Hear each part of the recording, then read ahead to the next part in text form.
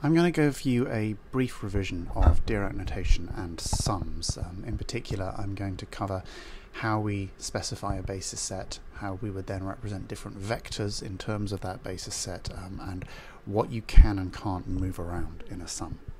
So let's start by just thinking about our basis. So we often define a basis in terms of a set of kets. So let's do that now. So we define a basis. Now I'm going to use curly brackets to indicate that there's a set of vectors. So we've labelled these vectors u with the subscript of n. So the curly means there's a set of vectors. N is an index within the basis. So it picks out 1, 2, 3, etc. And u here is used as a label to indicate what basis we're using. So if we wanted to, we could have another basis, which would then be curly brackets ket v, let's say sub I. Now, if you want to think about this in concrete terms, then you can compare it to Cartesian coordinates. So you have to be a little bit careful because it's not an exact mapping. So let's just compare to Cartesians. So three-dimensional space and vectors.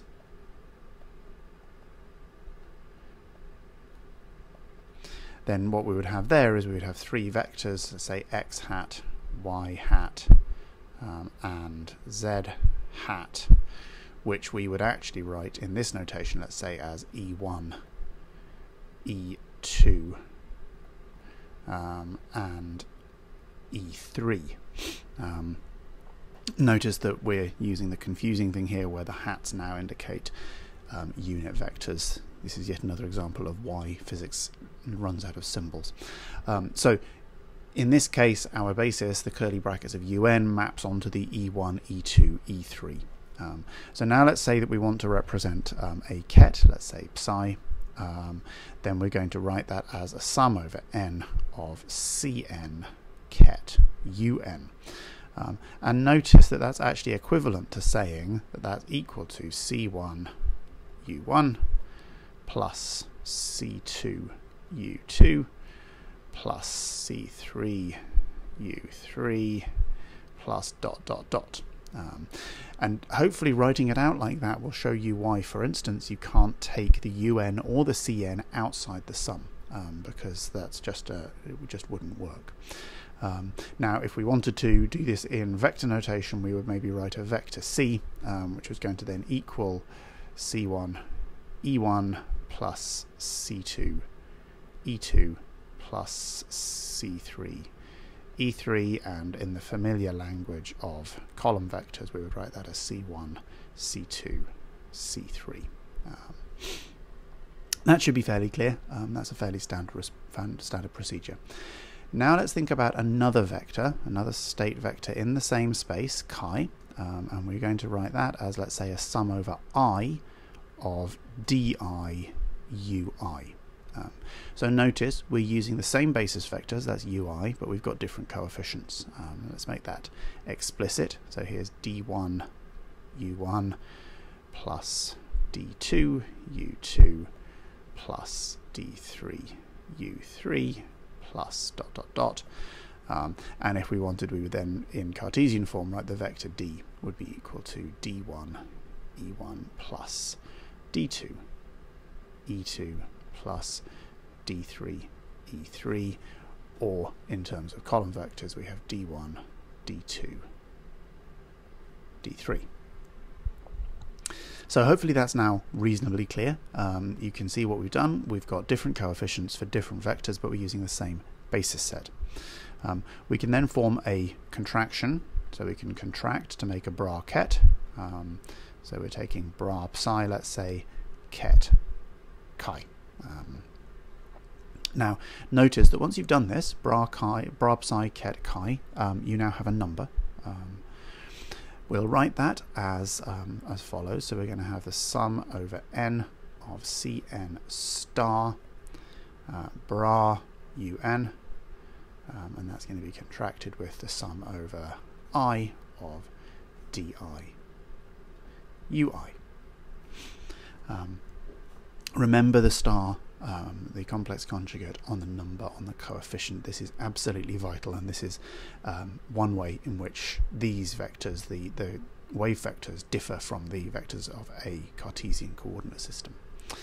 Now, what we're doing here is we are taking a sum over n of Cn star un, bra un rather, and multiplying it by the sum over I of di ui. Now, we can move the sums to the left-hand side, and if you can't see why, then what I suggest actually is you write out the sums that I've put up above explicitly, maybe for 2 or 3 components, multiply them out, convince yourself that this is a reasonable response, a reasonable thing to do. So now I have Cn star, oops, that shouldn't be a bra, a ket, that should be a bra, so I'm going to have Cn star bra un, and that's going to be multiplied by, it's going to act on di ui. Now, di is simply a number, and so we can move that to the left-hand side, but remember it has to stay inside the sum. So I've got Cn star multiplied by di, and then I have bra un ket ui. Notice, please, very carefully that the di here is not inside a bra or ket, it's actually multiplying the ket ui. That's why we can move it. If it was inside a ket or a bra, we would have to be just a little bit more careful. Now, remember at this stage that we're going to generally use orthonormal basis sets, and what that means is that bra ui ket uj is equal to delta ij. So, in other words, is equal to 0 if I is not equal to j, and is equal to 1 if I equals j. So what we do is for each I, so each value of I, we take the sum over n.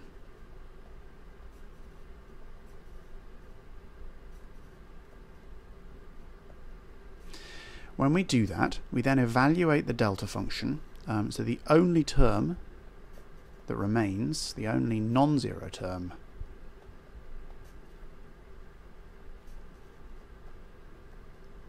is when n is equal to I. And therefore we can simplify and we can write that bra psi ket chi is equal to the sum over I of Ci star di. And if you compare C dotted with D, then you can see that's going to be a row C1, C2, C3. I'm just going to put CF, which means compare, multiplied by D1, D2, D3, which is equal to C1, D1 plus C2, D2 plus C3, D3, in exactly the way that you would expect. So just notice how those two forms are very, very similar. Of course, there is the complex conjugate on C. So let's just finish with a few hints and tips. So when you're manipulating these kinds of expressions, you have to remember, so when manipulating, what can we remember? First of all, do not take anything with an index outside a sum.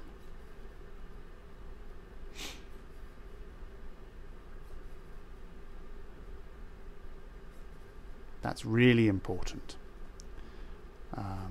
because the index effectively indicates that you've got a number of different articles. So in our example above, Cn is actually standing for C1 and C2 and C3, etc. Numbers can be moved from left to right, because the algebra for numbers is commutative and associative. So numbers can be moved to the left and the right of bras and kets.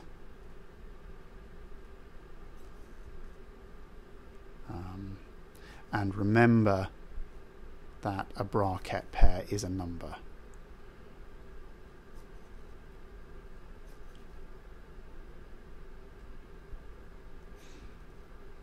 That can be quite useful. Sorry, I've gone wrong there. I'm just going to change that bit.